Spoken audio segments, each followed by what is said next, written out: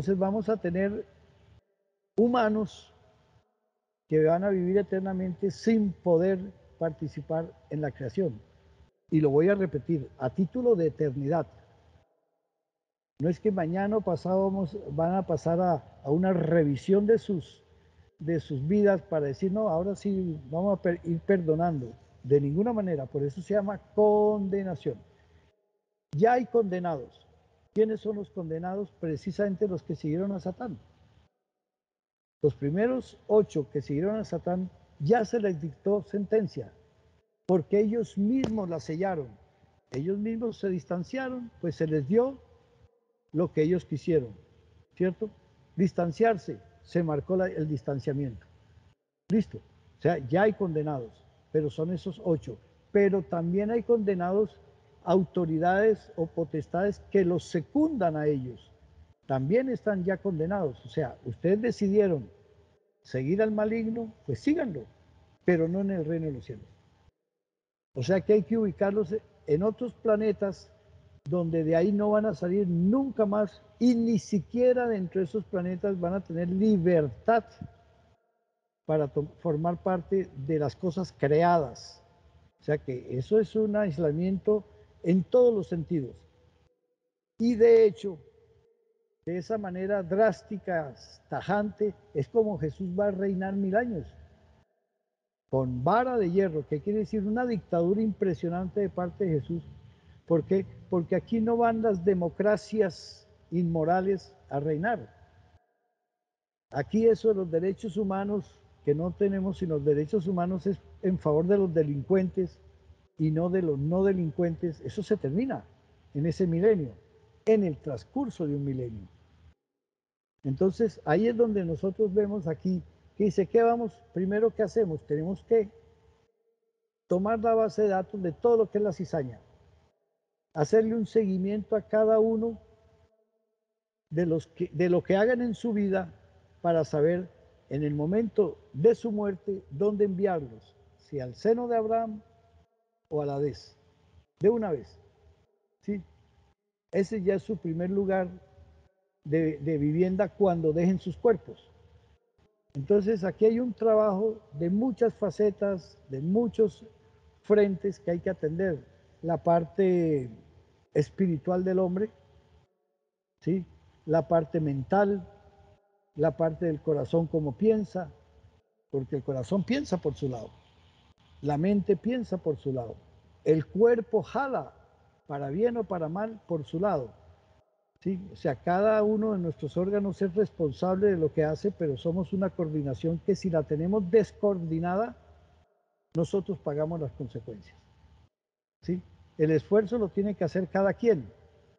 Cada quien tiene que aislarse, distanciarse del opositor. Cada quien. El ciego que siga ciegos va a caer en el hueco. Es responsabilidad de cada quien. Cada quien está muy obligado a responder por su propia vida delante de lo que se viene. Te caíste, levántate. Te caíste, levántate. ¿Sí?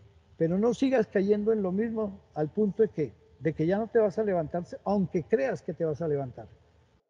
O sea, este es un problema que ha afectado la parte tripartita del ser humano, que es la información que trae, la esencia de la información que trae del reino de los cielos, confundida por la información que trae la genética nuestra como consecuencia de la rebelión. De la manipulación, exacto. Somos responsables, somos totalmente responsables. Por eso esta información, si la conocemos y no la aplicamos, más responsables somos. Entonces nosotros ya sabemos que de parte del reino de los cielos hay un plan, que es erradicar no solamente al hacedor de la maldad, al homicida desde el principio, sino erradicar a quienes lo siguen, erradicar a lo que lo sigue, la parte tecnológica, todo lo que sea parte fundamental, esencial de ese reino de la maldad o imperio de la maldad. O formamos parte del imperio de la maldad o no formamos parte, pero tibios no podemos ser. Te decides por uno o te decides por otro. Pero tibio nos vomita Jesús. O sea, usted ni es tibio ni es caliente, decídase. Que con base en su decisión podemos tomar Acción. partido en el asunto, podemos tomar acción. Decídase. Pero eso de estar que hoy soy yo y mañana me caigo y pasado me levanto y tal, sí, hágalo. Hágalo hasta ver cuándo le va a resultar, ¿cierto? Porque llegado el día, mal pillado, te va a agarrar a ti que te quedas para sufrir esta gran tribulación. Entonces, eso es lo primero, recojan la cizaña y átenla en manojos, en grupos, átenla según el actuar de cada uno de los seguidores de Satán. ¿Qué quiere decir? Átenla, ténganla bajo control, estudienla, analícenla, ¿sí? En manojos, para quemarla. ¿Qué quiere decir? Que eso va a quedar en cenizas. Pero antes recojan el trigo en mi granero. Eso se refiere al arrebatamiento.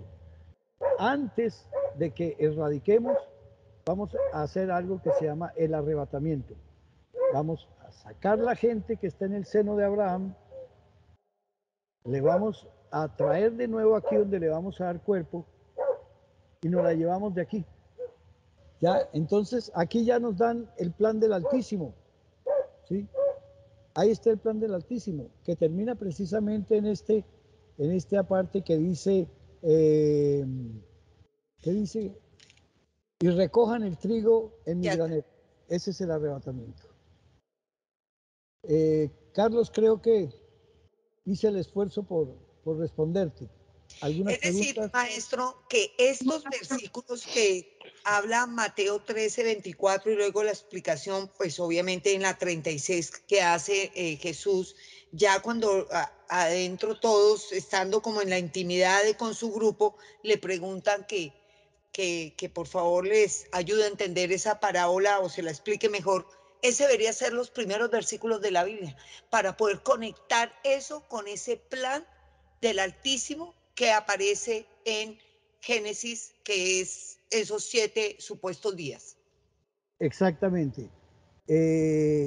Jesús vino a traer la gracia y la verdad. Con Jesús todos los secretos, todos los misterios ya se dieron a conocer. Entonces, si nosotros conocemos ya el plan del Altísimo, esta parábola debe estar antes de la tapa de la Biblia, porque después de esta explicación viene ya lo que del griego, es que lo conocemos desde el griego, no del hebreo. Del griego conocemos como en el principio creó Dios los cielos y la tierra. ¿Sí? Pero esa no es la traducción correcta. La traducción correcta viene del hebreo que dice, de acuerdo a esto que sucedió, de acuerdo a esto que sucedió, a consecuencia de la rebelión, dice, entonces vino Elohim y creó esos los cielos y esa la tierra que tienen que ver con este desarrollo de este plan del Altísimo. De hecho, nosotros vemos en Isaías por allá cuando dice Jehová, yo crearé nuevos cielos y nueva tierra y de lo anterior no habrá memoria. Quiere decir, maestro, que el Bereshit o el llamado Génesis trata acerca de los lineamientos, racionamientos, las directrices y todo el plan de acción que tomaron los Elohim o todo el reino de los cielos o parte de ese reino de los cielos que está implicado en esto a raíz de la rebelión. Ciertamente, ciertamente, cuando conoces el tema de la rebelión a fondo, tú te vas a encontrar cómo quedó, por ejemplo, la tierra, las consecuencias de esa rebelión, cómo las podemos ver en la tierra. Entonces, cuando vamos a las traducciones al español o al castellano o a otros idiomas, esas traducciones van a depender de los traductores, pero es que los traductores no explican nada porque no es ese su papel. El traductor traduce en su tiempo, en su jerga y de acuerdo a lo que lo rodea estas escrituras para el caso hebreas.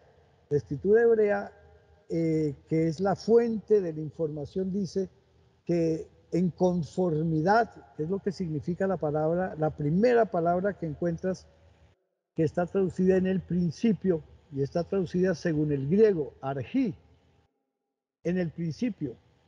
Pero la pregunta es, ¿en el principio de qué?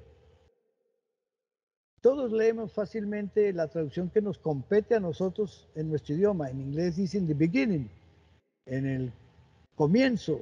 ¿Pero en el comienzo de qué? Entonces dice, en el principio creó Dios los cielos y la tierra. ¿En el principio de qué creó Dios los cielos y la tierra?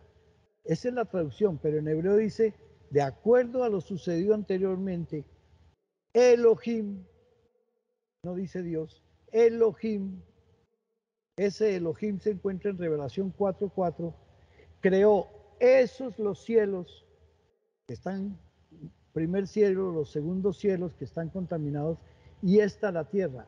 O sea, tuvieron que organizar lo que hoy nosotros conocemos como el primer cielo, el segundo cielo y el estado de la tierra.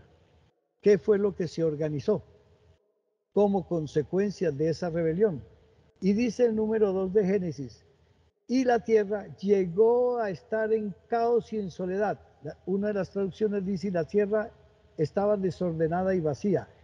Es una pésima traducción, porque si la tierra estaba desordenada, ¿cómo va a estar vacía? Si en un vacío no hay orden ni desorden.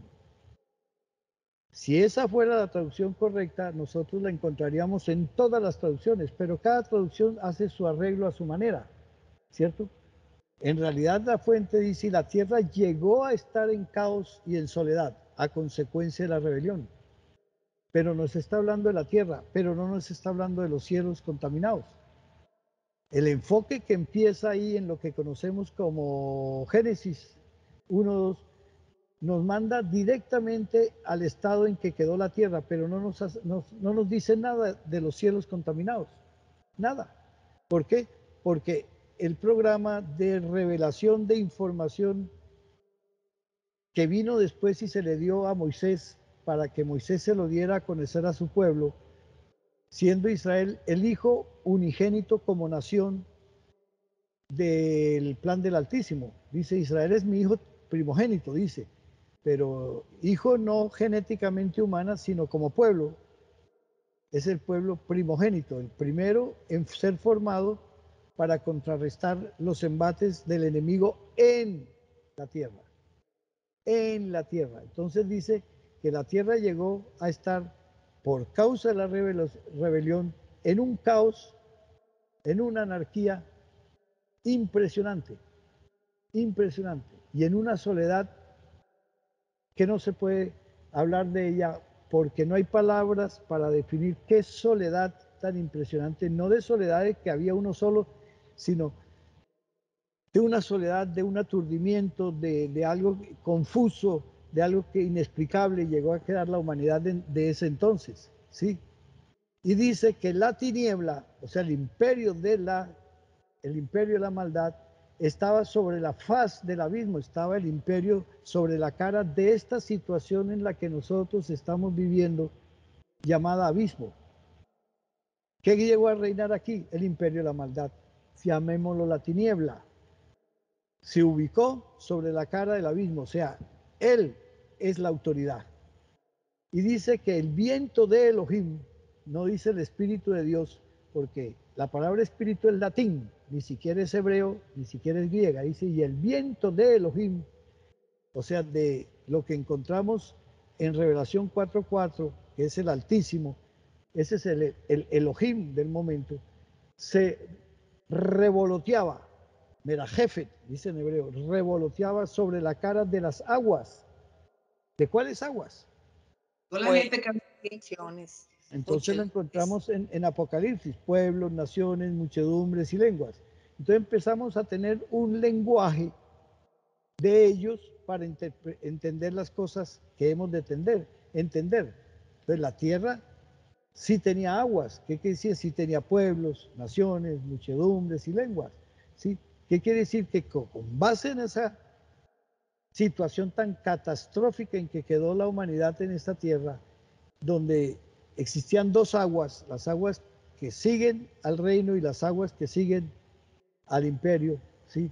Ese viento de Elohim empezó a revolotear, o sea, estudiar, analizar, tomar datos